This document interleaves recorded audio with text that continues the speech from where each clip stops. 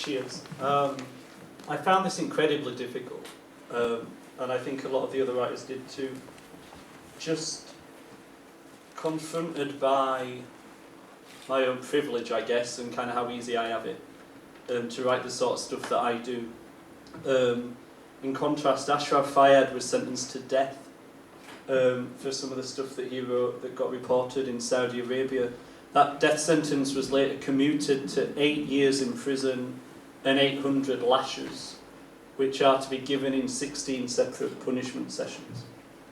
So I took that number 50 from one of those sessions and considered everything that I'd done or taken for granted just this week that would have otherwise got me in trouble in another country. And I took the structure of 10 sections from Ashraf's great disputed poems, the poems that kind of got him into trouble. Ashraf's work is incredibly funny, incredibly moving, and very politically charged as well in some cases, but oftentimes just about love as well. And so this is what I attempted to write in response to that situation, just trying to say, well, this is what I did this week, and I'm still here, and I'm still alright. It's not the same elsewhere in the world. And all I think we can do for writers like Ashraf, like all the writers today that we're hearing about today, is just keep saying their names out loud. And that means they won't be forgotten. That means that we might remember them and keep supporting them. So it's called A Week of Living Blasphemously. And it opens with a quote from one of Ashraf's disputed poems. I directed my face at the warmth of your arms.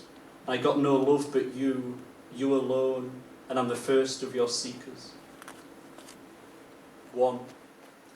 Forgive me, I am in love with a Catholic. I myself have no religion. Whilst my boyfriend was at church, I had 2 glasses of wine in my underwear. When he came home, I pretended I'd been polishing the door fronts of the cupboards. 2. Forgive me, I do not call my mother enough. I got into the car and let my mother drive me to the station yesterday.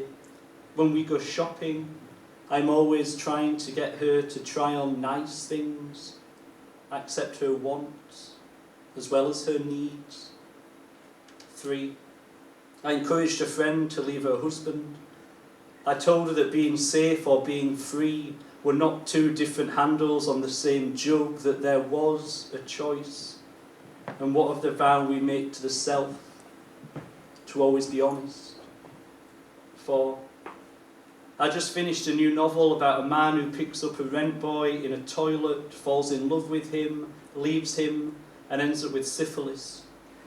I lent it to a friend and wrote a review of it, encouraging others to read it as well. 5.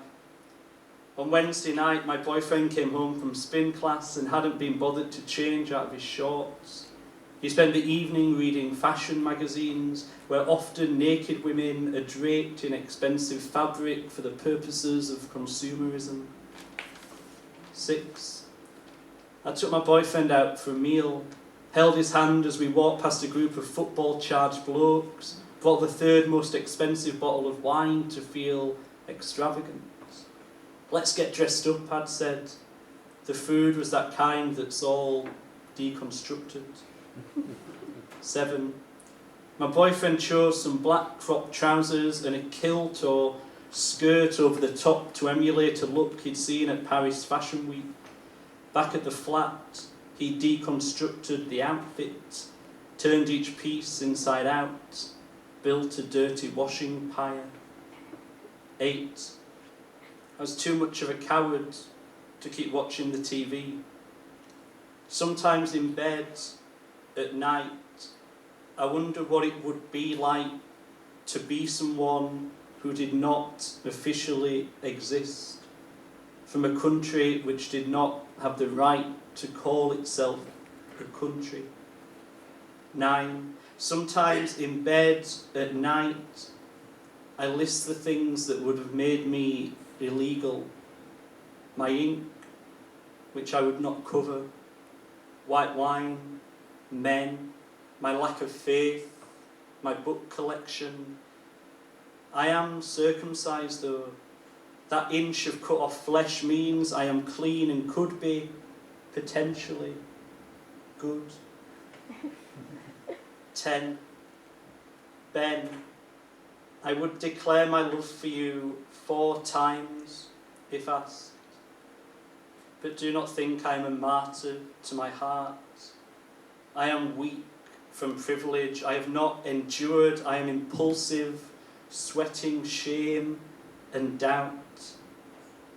I could renounce you in an instant to save myself. Thank you.